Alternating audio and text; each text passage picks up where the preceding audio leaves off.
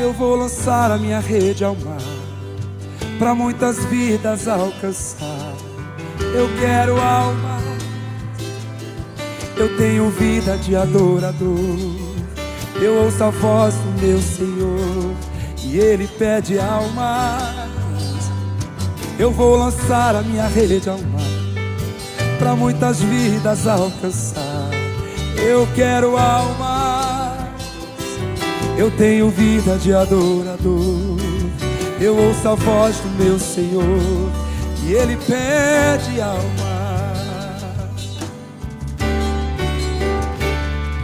Eu vou lançar a minha rede ao mar, solta sua voz, pra muitas vidas alcançar. Eu quero almas, eu tenho vida de adorador. Eu ouço a voz do meu Senhor e Ele pede almas. Eu vou lançar a minha rede ao mar, pra muitas vidas alcançar. Eu quero almas, eu tenho vida de adorador. Eu ouço a voz do meu Senhor e Ele pede almas. Certo dia Jesus andava numa praia, e alguns homens que lavavam suas redes, tão tristonhos, cabisbaixos, preocupados, sem saber o que levariam para casa. Então Jesus, com a sua voz mansa e suave, disse para eles retornarem ao grande mar. Mais uma voz que se levanta e o questiona: trabalhamos toda noite sem parar. Então Jesus levanta e diz mais uma vez: peguem as vossas redes e lancem ao mar. O mesmo homem se levanta e responde: pela tua palavra agora eu as lançarei. Cante. Eu vou lançar a minha rede ao mar, pra muitas vidas alcançar. Eu quero almas, eu quero almas. Eu tenho vida de adorador. Eu ouço a voz do meu Senhor e Ele pede almas. Vou lançar. Eu vou lançar minha rede ao mar, pra muitas vidas alcançar. Eu quero almas, eu tenho vida de adorador. Eu ouço a voz do meu Senhor e Ele pede almas.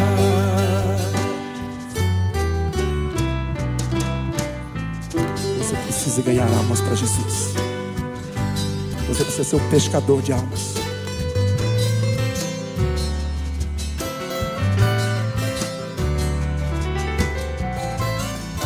Encher o céu, esvaziar o inferno. Você é um pescador de homens. Quem crê nisso, diga amém. Aleluia. Então Jesus levanta e diz mais uma vez: peguem as vossas redes e lancem ao mar.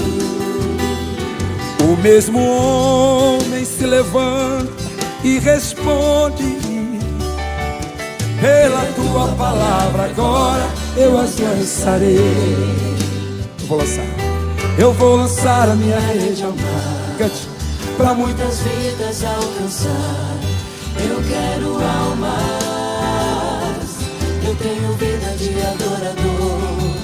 Eu ouço a voz do meu Senhor e Ele pede almas. Eu vou lançar a minha rede ao mar, pra muitas vidas alcançar. Vocês.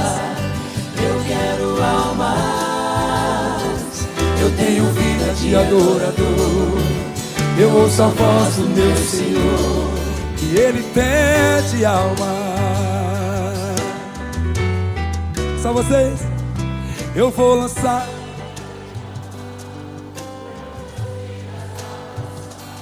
Eu tenho, eu ouço a voz do meu Senhor e Ele pede água. Eu vou lançar a minha rede ao mar, para muitas vidas alcançar. Eu quero almas, eu tenho vida de adorador. Eu ouço a voz do meu Senhor e Ele pede almas. Eu vou lançar a minha rede ao mar, para muitas vidas alcançar. Eu quero almas, eu tenho vida de adorador. Eu ouço a voz do meu Senhor e Ele pede almas. Eu vou lançar a minha rede ao mar, para muitas vidas alcançar. Eu quero almas, Eu tenho vida de adorador. eu ouço a voz do meu Senhor. E Ele pede alma.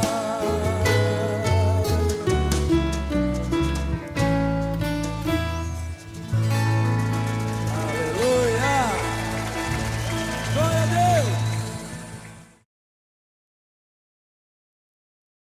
Boa noite, irmãos queridos. Olha só, chegou aquele tempo tão especial para nós estudarmos a Bíblia, estudarmos a Palavra de Deus nesta série maravilhosa que estamos tendo aí no estudo do livro de Romanos, juntamente com a Igreja Batista em Jardim Santana, e é um privilégio, uma alegria chegar à sua casa. Os nossos amigos que estão nos acompanhando, que têm nos acompanhado nessa série de estudos, louvado seja Deus pela sua vida. Espero que você esteja muito bem com a sua família, uma semana abençoada para você e que os próximos minutos sejam minutos marcantes de crescimento espiritual, de conhecimento da palavra de Deus, para que em tudo o nome de Deus seja glorificado e exaltado através da sua vida, através do seu testemunho. Louvado seja Deus pela sua vida. Hoje nós estaremos aí entrando já no capítulo 10 de Romanos, e é tão bom estarmos estudando a Bíblia, estudamos a palavra de Deus.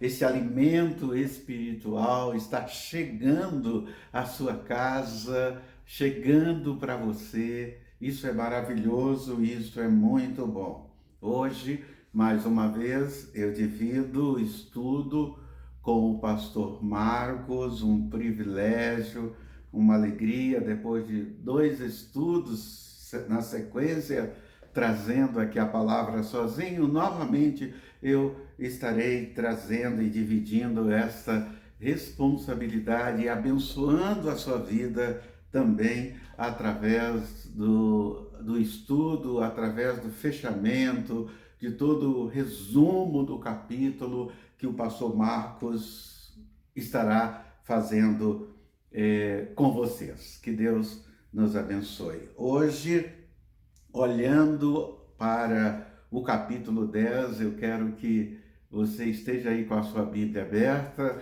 Sempre que o pastor Marcos Botelho, ele faz o fechamento, ele faz o resumo, eu faço a introdução com o esboço do capítulo, e aí depois você pega esse esboço do capítulo diante daquilo que o pastor Marcos estará colocando, fica muito mais fácil para que você compreenda, para que você entenda esses estudos. Então vamos aí para o capítulo 10, você já está com a sua Bíblia na mão, está aí com uma folha para fazer anotações, caneta, enfim, preparado para estudar. E estudar a palavra de Deus é algo maravilhoso. Então vamos lá, no capítulo de número 10. A primeira coisa que eu quero destacar aqui no capítulo de número 10, que o tema agora vai ser um povo rebelde. O povo de Israel, vocês observam que nós dividimos em 3 momentos, o capítulo 9, o passado, hoje nós estaremos vendo aí o presente e o próximo estudo, o futuro, né? E aqui nós vemos aí, capítulo 10, o presente deste povo de Israel, a maneira que Paulo olhava e fazia radiografia.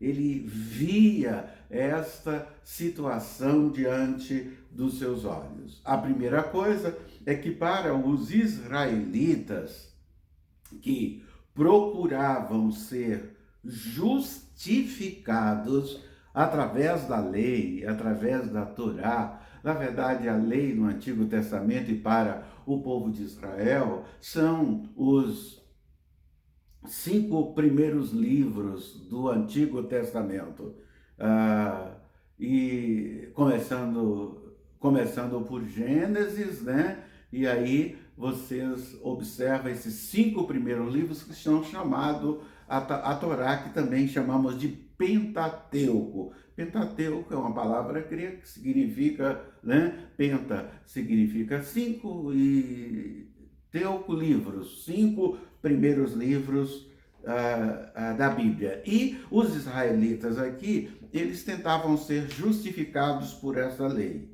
A justiça ficou fora, completamente fora do alcance dos israelitas, como nós vimos lá no capítulo 9 e versículo 31. Depois você pode anotar aí, capítulo 9 de Romanos, versículo de número 31, e depois você dá uma chegadinha lá para conferir esse distanciamento, eles não alcançando esta justificação. Mas em Cristo, a justiça chega perto e pode sim ser alcançada pela fé para todos, inclusive os israelitas, inclusive os judeus. Existe um desejo aqui muito forte, muito latente por parte do apóstolo Paulo, quando ele deseja ardentemente a salvação do seu povo, a salvação dos israelitas, mas entende que é possível somente por meio de Jesus Cristo. Isto ele procura deixar aí bem claro esta questão. Então, aqui em Romanos capítulo 10, Paulo fala mais uma vez sobre o seu amor, faz uma verdadeira declaração de amor, de compromisso, de desejo para com o povo de Israel, no sentido deles serem salvos. E também o evangelho foi pregado, foi anunciado com muito ardor, com muita disposição para os israelitas. Ele destaca o zelo e a prática da justiça deles, e aí ele diz que esse zelo e esta prática da justiça deles através da lei não provém de um conhecimento, né? Em seguida, ele revela que todo aquele que confessar com a sua boca que Jesus é Senhor e crer em seu coração que Deus o ressuscitou dentre os mortos, obterá a salvação eterna em Cristo Jesus de forma exaustiva. Paulo prega para este povo este evangelho, esta mensagem de salvação. O caminho aqui para a salvação passa obrigatoriamente, e Paulo deixa isso muito claro, passa por Jesus Cristo. E ele enfatiza, ele frisa, não existe outro que possa salvar, que não seja Jesus. E no momento que ele vê o seu povo, ele vê os israelitas rejeitarem a Jesus, ele se entristece muito diante deste comportamento. Mas, aqui no capítulo de número 10, como esta fé é gerada, é passada para as pessoas. Vamos dar uma olhada nesta questão. E aqui Paulo destaca que é através do ouvir a verdade sagrada. A fé vem pelo ouvir, e ouvir a palavra de Deus. Esse é um ensinamento bem forte que Paulo passa para o seu povo. É interessante observarmos como ele frisa aí o ouvir a palavra de Deus, sendo feito de várias maneiras. O importante é que as pessoas recebam a mensagem. Pregue a tempo, a fora de tempo, exorte, ensine, chame a atenção, ame-os profundamente, convide-os para aceitar a Jesus Cristo, apresente Jesus Cristo para eles, enfim, esta bagagem toda de mensagens devem ser exaustivamente transmitida para todas as pessoas, e aqui no capítulo 10, de forma especial para os israelitas. Muito bem, vamos ao esboço aqui do livro. Essa é a minha função nesta primeira parte, nesta palavra introdutória. Então, pegue aí a caneta, pegue o papel e faça o esboço agora do capítulo 10, para depois você entender melhor o pastor Botelho, trazer para você todo o fechamento, a explicação desse esboço que eu vou passar para vocês neste momento. Então, neste capítulo 10, do versículo 1 até o versículo de número 7, vocês vão encontrar o tema sendo tratado sobre o zelo dos judeus não vem do conhecimento. Essa é a palavra, essa é a orientação que Paulo passa. Zelo sem entendimento. Coisa interessante, né? Paulo não negou a perdição daqueles que confiavam na lei, mas ele queria que todos fossem salvos, como nós podemos ver logo no começo. Os israelitas aqui mostram zelo por Deus. Eles são zelosos, mas não segundo o entendimento do plano de Deus. O plano de Deus é Jesus. O plano de Deus para a humanidade é que nós venhamos aceitar a Jesus Cristo, aceitar o seu sacrifício. E eles rejeitaram a Jesus. Ao invés de aceitar a justiça de Deus, eles procuraram em vão estabelecer o seu próprio sistema de justiça. E isso, lógico, falhou. Isso, lógico, falha até o dia de hoje. O único que não falha são os planos de Deus. E a gente observa claramente aí o versículo 2 a 3, mostrando esta questão. Vemos aí a descrição dos judeus, se aplicam bem a mais pessoas religiosas hoje. Muitas pessoas hoje são zelosas, são religiosas, mas não entendem o plano de Deus. Não tem o plano de Deus em sua mente.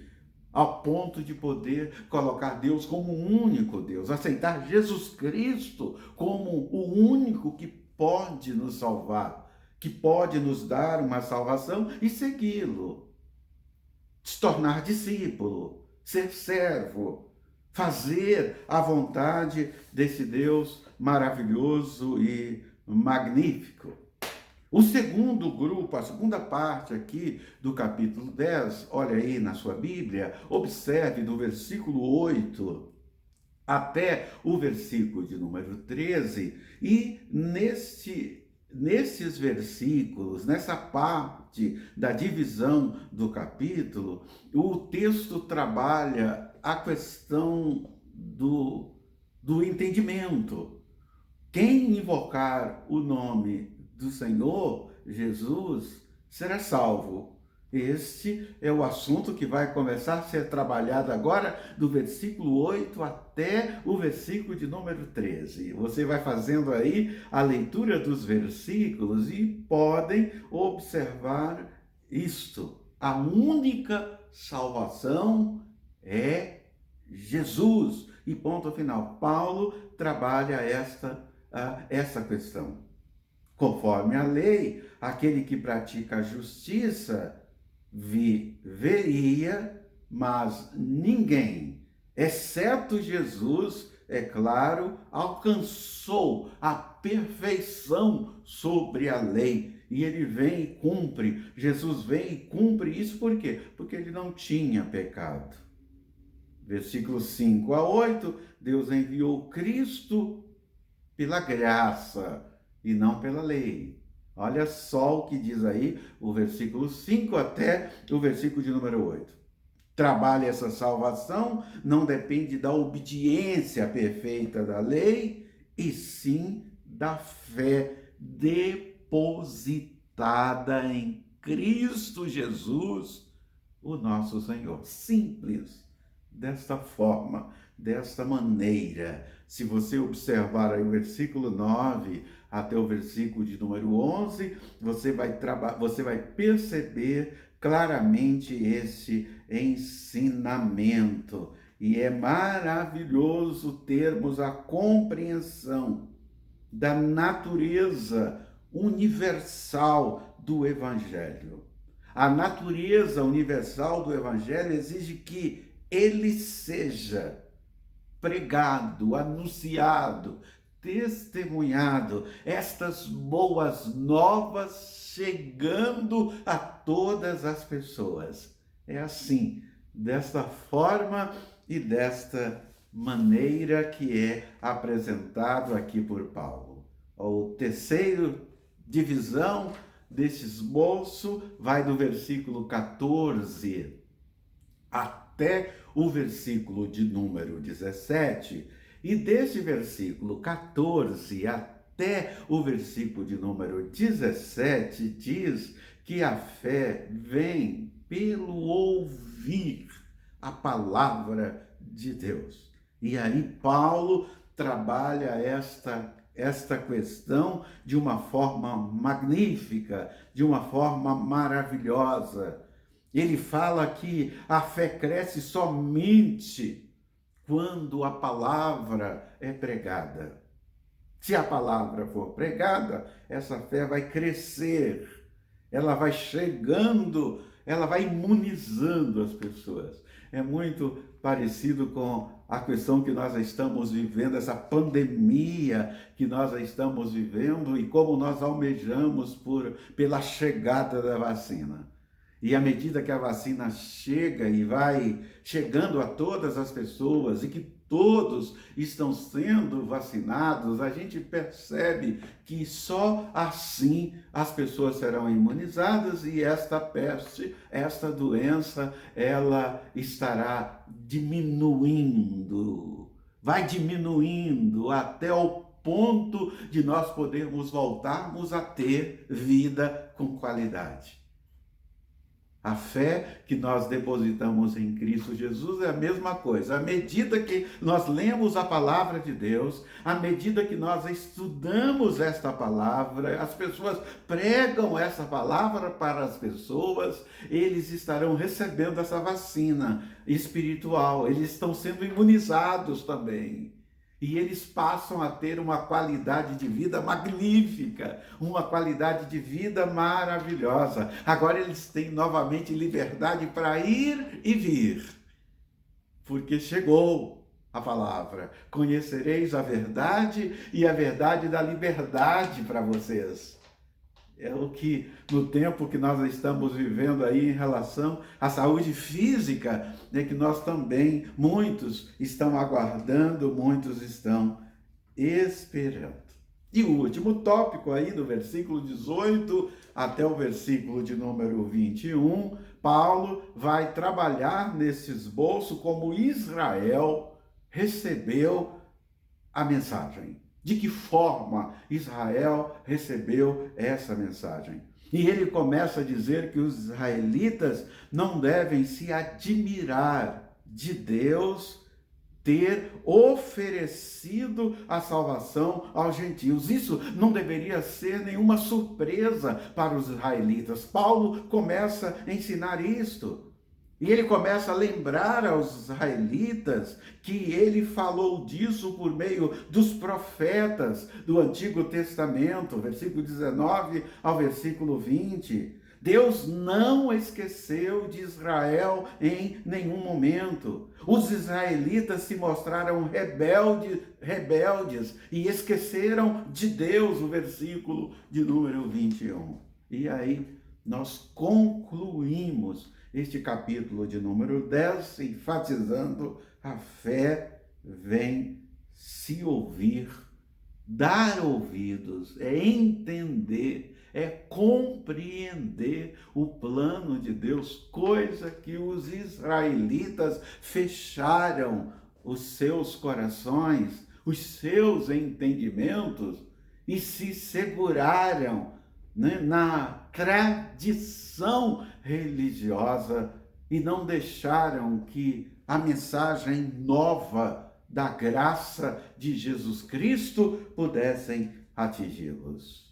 E é sobre esta perspectiva que Paulo diz que o Espírito Santo fala conosco. Olha só, quando você lê aí o versículo 14, voltando um pouquinho, né? O versículo 14 ao versículo 17, você pode ver claramente esse ensinamento de Paulo, dizendo esta conversa que o Espírito tem conosco, deixando clara a necessidade de pregarmos o Evangelho a todas as nações. Este evangelho sendo pregado a todas as pessoas.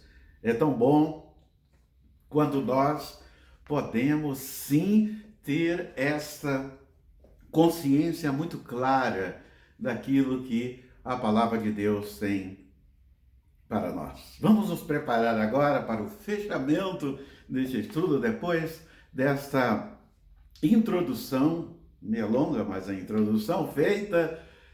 Vamos ouvir aí uma música e o pastor Marcos Botelho volta para fazer o fechamento desta mensagem. Que Deus nos abençoe.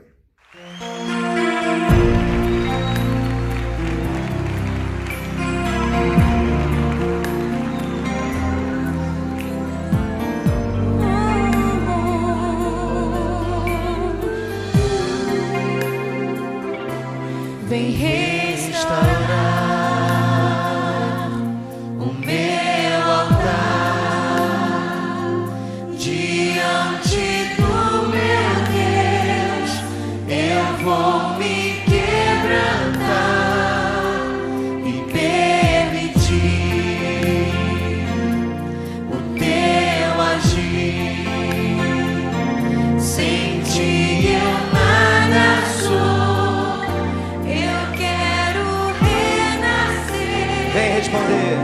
Vem responder com fogo, vem recolher meu choro.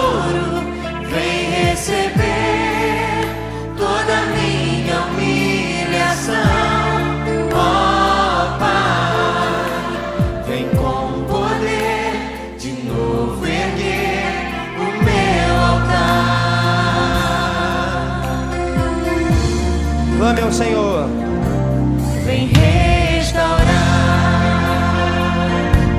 o meu altar diante do meu Deus.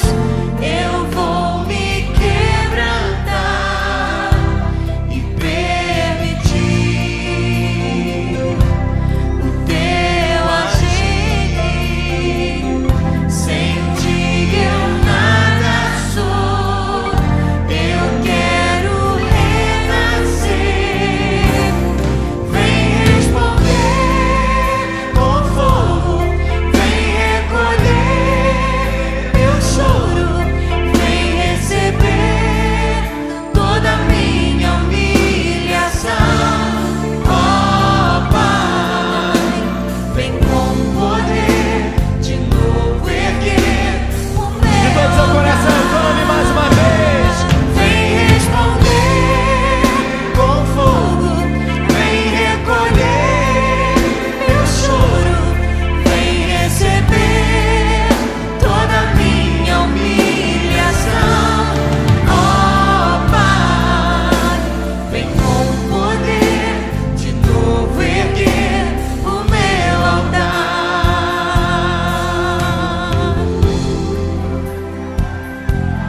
Se humilhe diante do Senhor, querido.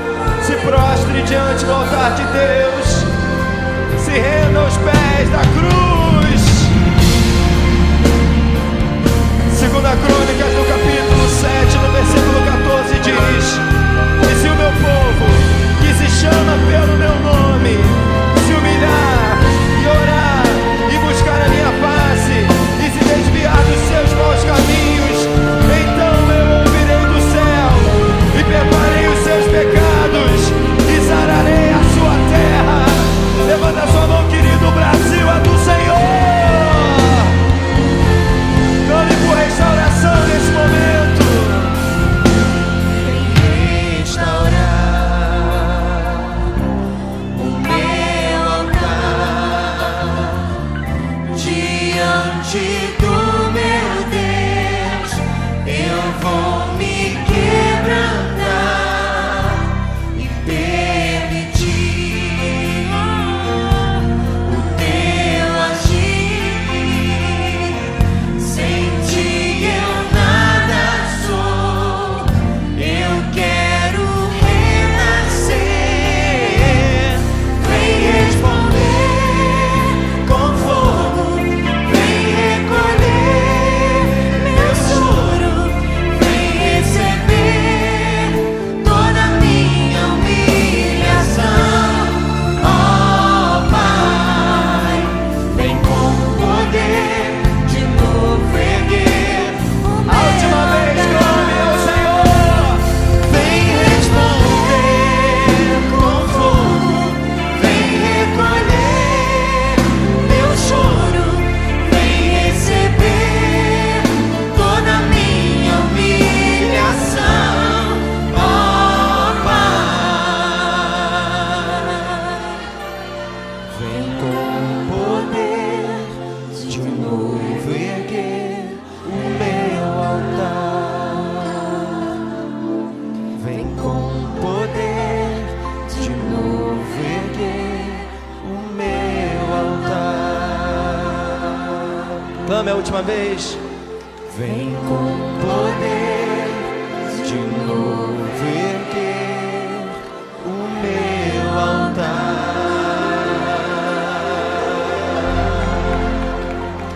Vamos lá para o capítulo 10? Agora no capítulo 10, Paulo deixa para trás o passado e fala do presente que eles estavam vivendo. No capítulo 9 foi o passado e agora ele vai falar sobre a esperança que ele tem daquele Israel que ele estava vivendo no primeiro século se converter a Jesus, reconhecer que Jesus é o único caminho. O capítulo 10 é dividido em 3 blocos. Primeiro vem a necessidade de uma compreensão do verdadeiro evangelho. Depois Paulo vai falar sobre a proclamação e a necessidade dessa proclamação do evangelho.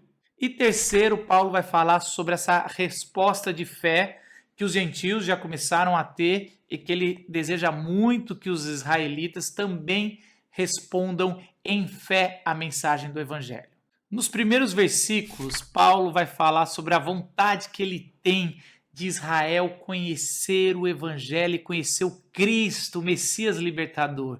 Mas ele fala que reconhece o zelo, porque ele mesmo era muito zeloso com a lei, mas aquele zelo é sem conhecimento. Que tipo de conhecimento? Não é o conhecimento acadêmico que Paulo está falando aqui, mas é o conhecimento de quem era o Messias, do que o Antigo Testamento estava apontando para o Messias que viria ali daquele primeiro século do Novo Testamento. Então, o capítulo 10 vai ser recheado de citações no Antigo Testamento, porque Paulo vai falar que esse zelo sem o conhecimento é igual a fanatismo. Então, os fanáticos israelitas do primeiro século não conseguiam enxergar o Cristo, esse escândalo que é o Evangelho de Jesus, porque eles estavam com muito zelo na interpretação do Antigo Testamento, mas não conseguia ver para onde o Antigo Testamento estava apontando. Paulo fala que os judeus ignoraram a justiça de Deus e começaram a seguir a sua própria justiça. O que seria essa justiça? Só temos duas opções. A primeira é estabelecer a nossa própria justiça ou nossa justificação seguindo a lei e tentando buscar a nossa salvação pelas obras. Então, a gente ouve a vontade de Deus, que é revelada no Antigo Testamento, qual é o que é justo para Deus, o que é certo, e a gente tenta pelos nossos próprios esforços, determinando para nós o que é justo ou o que vai nos justificar. A segunda opção é a gente entregar nas mãos de Deus a nossa incompetência, o nosso pecado, a nossa natureza caída e reconhecer que tudo precisamos da graça e através da fé em Jesus Cristo sermos justificados. Essas são as duas justiças que Paulo está falando e que ali naquele momento os israelitas estavam buscando a própria justiça em contraponto essa justiça que Paulo está falando em toda a carta, que é essa justificação pela fé em Jesus Cristo. Como diria João Calvino no seu comentário da carta aos Romanos, o primeiro passo para encontrarmos a justiça de Deus é abrirmos mão da nossa própria justiça. Logo em seguida, no versículo 5 e 6, Paulo vai falar que a justiça que os israelitas estão buscando é uma justiça que vem da lei. E a justiça que ele está oferecendo é a justiça que vem pela fé em Jesus. No versículo 4, a gente chega num dos versículos mais famosos ali da carta. Porque o fim da lei é Cristo para a justiça ou a justificação de todos o que creem, ou de todo o que crê. A palavra ali, fim, que Paulo usa, telos no grego, tem dois significados. Primeiro é destino ou finalidade, a finalidade da lei do Antigo Testamento. Quando ele está falando lei, ele está falando da Torá, dos 5 primeiros livros do Antigo Testamento. A finalidade de Deus ter se revelado, Deus ter dado a lei para o seu povo, é que chegasse em Cristo.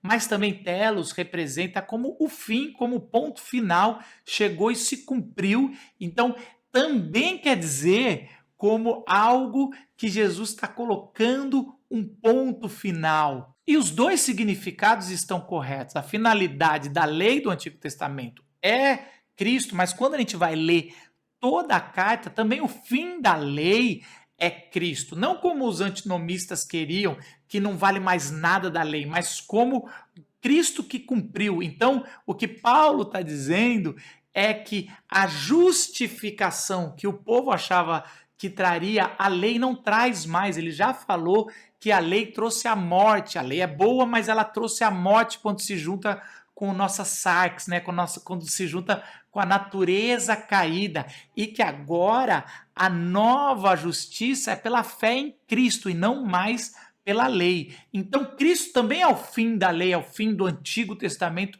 como poder de justificação. Então a gente vai ver as leis civis ficando para o povo de Israel, as leis cerimoniais se cumprindo em Jesus e as leis morais que Deus revelou no Antigo Testamento sendo uma forma que a gente faz como gratidão para agradar e que entendeu a vontade de Deus, mas não para buscar a salvação, porque essa salvação pelas obras ficaram para trás e agora é a graça pela fé em Cristo Jesus e Ele nos justifica. Por isso que o fim da lei é Cristo para a justificação ao que crê em Jesus.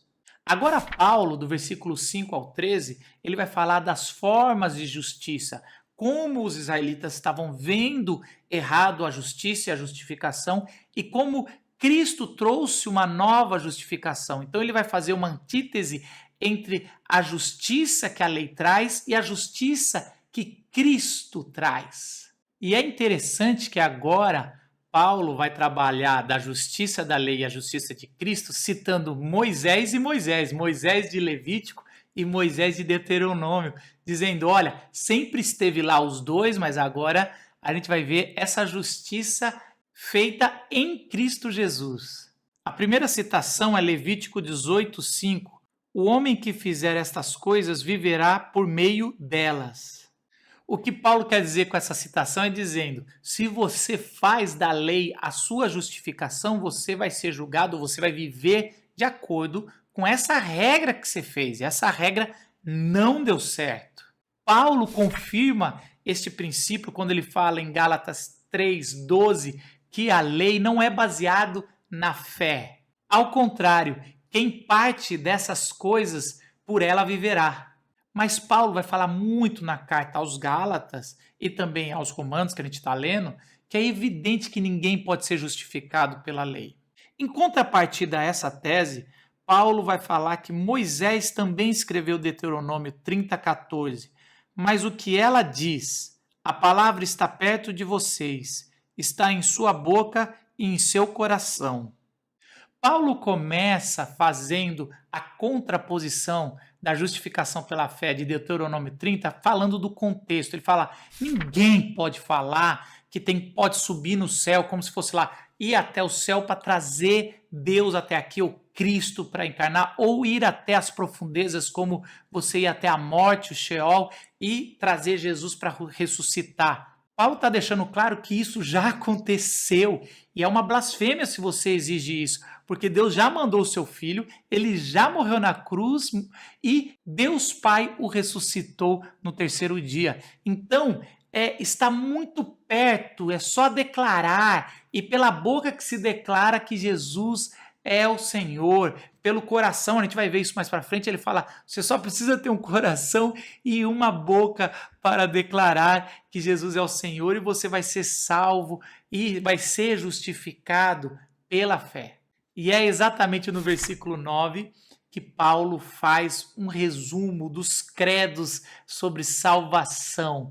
Ele fala o seguinte, se você confessar com sua boca que Jesus é o Senhor e crer em teu coração que Deus o ressuscitou dentre os mortos, será salvo. Exatamente, só tem esses dois caminhos. O seu coração tem que se arrepender, essa forma interna de arrependimento, e também a forma externa de declarar, confessar, falar que Jesus é o Cristo. Então Paulo está trazendo dois princípios que não é uma salvação pelas obras, mas é uma atitude nossa em contrapartida do amor primário que a gente viu no capítulo anterior, que Deus teve por nós. Então, essa forma interna e externa de ser justificado pela fé em Cristo Jesus. Confissão sem fé seria uma confissão vazia. E fé sem confissão é falsidade, não demonstra externamente. Então precisamos de fé interior e confissão pública que Jesus Cristo é o Senhor e Salvador. Como Paulo vai confirmar no versículo 10, pois com o coração se crê para a justiça e com a boca se confessa para a salvação. Agora Paulo, do versículo 11 a 13, vai afirmar que Deus é acessível de forma igual a todo mundo, tanto a israelitas, ele já foi de forma acessível, ainda continua sendo, quanto para os gentios. Em cada um desses 3 versículos, Paulo vai falar sobre essa igualdade. Primeiro, no versículo 11, ele fala: confiamos nele e não seremos envergonhados. Não é mero credo ou uma fórmula, é uma confissão do que você crê. Então é algo externo, visível, de algo que aconteceu lá dentro no seu coração. Não é que alguns religiosos já vão pensar, tem uma fórmula certinha, você tem que fazer a confissão pública, por isso você não vai para o céu se você não for batizado. Não, aqui Paulo está dando o princípio. No versículo 12, Paulo fala que nós o invocamos e ele nos abençoa ricamente. Isso está trazendo que todo mundo que invocar, não importa se é judeu, se é gentil, se é homem, se é mulher, ele não perde a sua identidade. Então o israelita ia continuar israelita e gentil ia continuar gentil, mas pelo fato dele nos abençoar, quando nós invocamos, e todo aquele que invocar o nome do Senhor salvo será, Paulo vai afirmar isso também. Ele está dizendo que Deus é inclusivo, o amor dele é infinito quando alguém apenas em crer em Jesus pode ser justificado pela obra de Jesus Cristo e do Espírito Santo. E no versículo 13, ele fala que invocamos o nome do Senhor e somos salvos. Paulo acredita tanto na justificação pela fé que só o fato da gente invocar e clamar socorro, ele já nos considera como família de Deus. Em 1 Coríntios 1:2 ele fala que todos que, em toda parte, invocam o nome do Senhor Jesus Cristo, pertence também à família de Deus. Resumindo, talvez você pergunte como os ouvintes ou os leitores da carta no primeiro século perguntaram: o que a gente precisa para ser salvo? Primeiro, o próprio Cristo, a história do Cristo, a encarnação do Cristo. Você precisa entender que isso realmente aconteceu de fato. Ele ter vindo, não ter pecado, ele ter morrido na cruz pelo seu e o meu pecado, e o Pai o ressuscitou no terceiro dia e hoje ele está reinando. Essa é a primeira coisa que você precisa entender pela fé. Segundo, o evangelho apostólico da palavra da fé. Exatamente, além de você saber a história de Jesus e crer nela, você precisa entender que o evangelho é entregue da forma que os apóstolos no Novo Testamento nos escreveram, que é pela fé, é pela graça e não por obras. E terceiro, é o simples crer. Você precisa entender que é simplesmente crer e que como ela se manifesta? Se manifesta na proclamação, no jeito que você se expressa, e esse simples crer, você vai ser considerado justo por Deus. Mas Paulo vai falar que todo esse processo cai numa quarta característica, que é o evangelista, né? Agora ele vai dar essa ênfase no evangelizar, no proclamar a palavra. Muitos, por lerem até aqui, poderia falar: se existe predestinação, se é Deus que vai salvar e é obra de Deus, para que eu vou pregar o evangelho, né? A gente, por ter uma base muito forte no livre-arbítrio, que não é bíblico e não é aqui em Romanos, você não enxerga isso, a gente sempre pensa: nossa, eu vou falar de Jesus porque meu coração arde pela salvação de todos. Mas várias vezes, se a gente entende como é a sarx, o velho homem, né, essa carne, a velha natureza, a gente vai ver que várias vezes nós somos egoístas e o nosso coração nunca vai arder por missões ao ponto de a gente abandonar a nossa vida em prol do próximo. O que Paulo está dizendo aqui? Paulo está revelando que esse anseio por missões é um anseio de obediência, que agora Paulo vai explicar o papel do evangelista ou o papel do cristão como proclamador, primeiro como ele, como apóstolo, mas também qualquer cristão, a necessidade desse arauto, desse cara que proclama o evangelho. A fim de mostrar essa necessidade indispensável de evangelizar, Paulo vai fazer agora 4 perguntas. A primeira é: se para serem salvos as pessoas, os pecadores, têm que invocar o nome do Senhor para ser salvo, e como é que invocarão se não creram? Afinal de contas, invocar o nome pressupõe que existe uma fé, algo interno que fez a gente fazer essa atitude. A segunda pergunta é: como eles vão crer? Como crerão se não ouviram falar de quem devem crer? Assim como pela lógica o crer representa algo que vem antes de invocar, o ouvir vem antes de crer. Então todos nós precisamos ouvir essa palavra do Evangelho. A terceira pergunta que ele faz é: e como ouvirão se não há quem pregue? A palavra que Paulo usa aqui, que ele sou, que é o arauto, é uma figura que a gente não tem mais. Antes dos veículos de massa que a gente ouvia, rádio, TV, jornal, você tinha uma figura que era o arauto. Ele ia até os lugares públicos e anunciava as principais notícias. E é essa figura que Paulo está trazendo para essa terceira pergunta.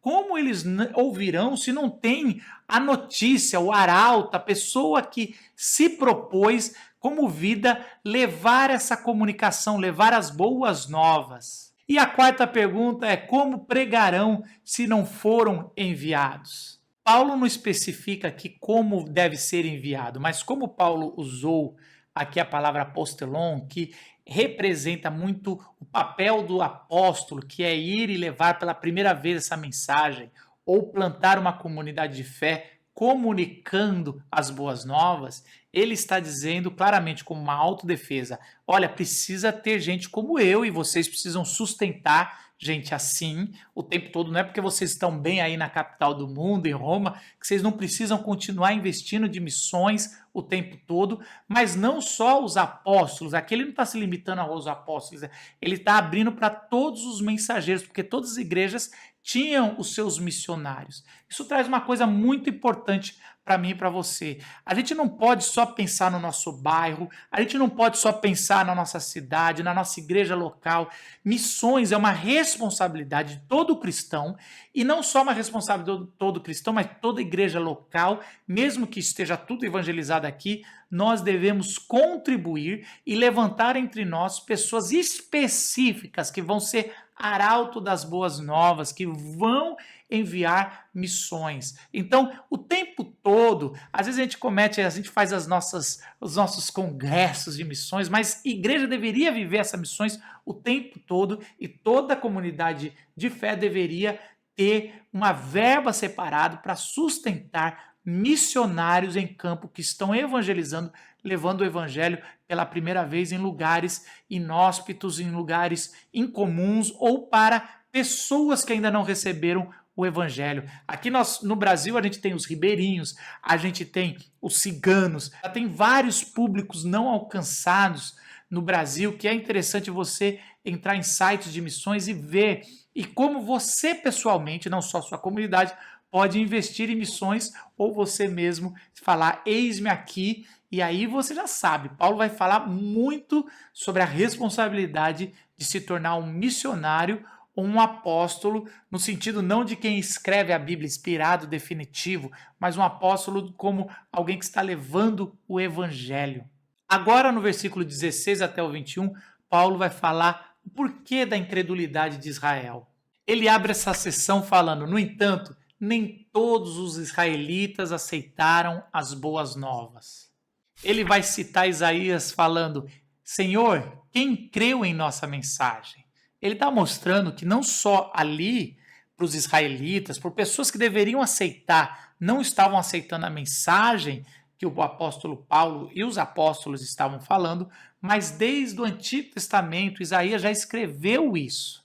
Mas por que os israelitas não creram ali? Paulo está tão angustiado com isso, com a mensagem das boas novas, e era para o povo de Deus aceitar essa mensagem. Então Paulo vai levantar duas hipóteses que ele vai logo em seguida contrapor e falar não é, e vai apresentar uma terceira que ele fala: é por isso que eles rejeitaram a mensagem das boas novas. A primeira hipótese é: eles não ouviram. E Paulo fala: claro que sim, no versículo 18. Ele cita Salmo 19,4 dizendo: a voz deles se fez ouvir por toda a terra, e suas palavras até os confins do mundo. Se Deus deseja que a sua revelação geral seja universal, quanto mais ele deseja que essa mensagem específica das boas novas seja também universal. É lógico que quando Paulo pega esse salmo, que é sobre a revelação geral e não específica, e aplica para Israel como específica, ele está fazendo esse contraponto de propósito, dizendo: Olha só, dentro do povo de Deus não há ninguém que não ouviu essa mensagem de que Deus iria mandar o seu Messias, né? Deus iria resolver esse problema na terra, da velha natureza com uma nova criação. F.F. Bruce vai dizer no seu livro que esse é um universalismo representativo. O que ele quer dizer? Aonde houver uma comunidade israelita, o evangelho foi pregado plenamente. Eles podem ter recusado ou não entendido, mas foi anunciado. Então, Paulo mostra muito bem que todo israelita ali já tinha ouvido o evangelho de Deus. Então você cai na segunda hipótese que Paulo vai levantar, que é, será que eles ouviram e não entenderam? E Paulo também fala que não é esse o caso. Paulo, para combater essa hipótese de que Israel não entendeu o evangelho, ele vai citar Moisés e Isaías, talvez como uma referência de que ele citou a lei e os profetas. Ele começa citando Deuteronômio 32, 21. Farei que tenham ciúmes de quem não é meu povo, e eu os provocarei a ira por meio de um povo sem entendimento. Paulo está mostrando que desde Moisés, Deus já tinha revelado que ele ia pegar um povo sem entendimento, isso quer dizer os gentios, e ia se revelar a eles, e isso iria levantar a ira no povo israelita. Paulo também cita Isaías 65, 2, o tempo todo estendia as mãos a um povo desobediente e rebelde. Paulo agora vai citar Isaías mostrando como Deus ali estendendo a mão e o povo o tempo todo é desobediente e rebelde. Para você ser desobediente, você precisa ter entendido a lei. Para você ser rebelde, você entendeu e discordou e agiu dessa forma. Então, quando Paulo vai citar Isaías, ele está dizendo bem claro aqui, e ao citar Moisés também, o povo entendeu que era o evangelho de Jesus, eles viram e aí eles rejeitaram Jesus. Por isso que Jesus, no evangelho de Marcos, vai falar que existe um pecado que não tem perdão, a blasfêmia contra o Espírito Santo. Ali, os religiosos tinham enxergado Jesus, viu os milagres, viu a palavra, viu o sinal, e aí quis rejeitar, falando que ele era endemoniado. E aí Jesus falou, todos os pecados são perdoados, menos a blasfêmia contra o Espírito Santo. Qual que é essa? É que eles viram que Jesus era o Messias, reconheceram que Jesus era de Deus e o rejeitaram. Então, qual que é essa blasfêmia contra o Espírito? É você negar Jesus como Filho de Deus e como Salvador. Contra isso não há perdão. Mas a partir do momento que você negava e aceitou Jesus, esse perdão vem. Então, todo aquele que reconhece é salvo. Mas quem não reconhece Jesus, ele é condenado à morte eterna. Paulo poderia ter citado Isaías 65:1, um versículo antes da sua citação, que também ajudaria na mensagem e que provavelmente o judeu do primeiro século sabia dessa referência, desse contexto anterior. Isaías fala, fui chamado por aqueles que não me procuravam, revelei-me por aqueles que não perguntavam por mim. Então, olha só que interessante, Isaías já tinha falado dos gentios ou dos não-judeus que Deus se revelou a eles, mas os que Deus estava se revelando o tempo todo esticando a mão, os rejeitaram, continuou rebelde, continuou obstinado no seu jeito de procurar justificação. Presta atenção que talvez isso seja o cerne do capítulo 10. Você procurar sua própria justificação é o pecado original, é quando é fruto das consequências do que Adão fez. Adão pecou porque ele quis determinar o que é certo ou errado. E você querer considerar que você consegue se tornar bem, estar bem, ser justificado diante de Deus, que você consegue cumprir a lei, dizendo, eu bato, eu sou melhor que os outros, olha só eles são pecadores, eu não. Eu faço tudo certinho, eu vou na igreja, eu dou o dízimo, eu faço... Essa justificação própria foi o que fez o povo de Deus, os israelitas, se desviarem, se tornarem rebeldes, porque eles confiaram na própria justiça, como Paulo vai falar no começo desse capítulo. Então, confiar na justiça de Deus é reconhecer que você não dá conta da sua salvação, que você não dá conta de cumprir a lei de Deus, que você não é apto para ser chamado de filho de Deus, você se sente constrangido por se declarar um cristão, um evangélico, algum seguidor de Jesus, você fala com humildade, porque você sabe que você não merece, mas que porque você crê em Jesus Cristo, e a história dele fez isso, e porque você confessa, porque a única atitude que te resta quando isso brota no teu coração, isso te tornou justo, isso te justificou. Meus amigos, esse capítulo me trouxe duas mensagens fortes no meu coração.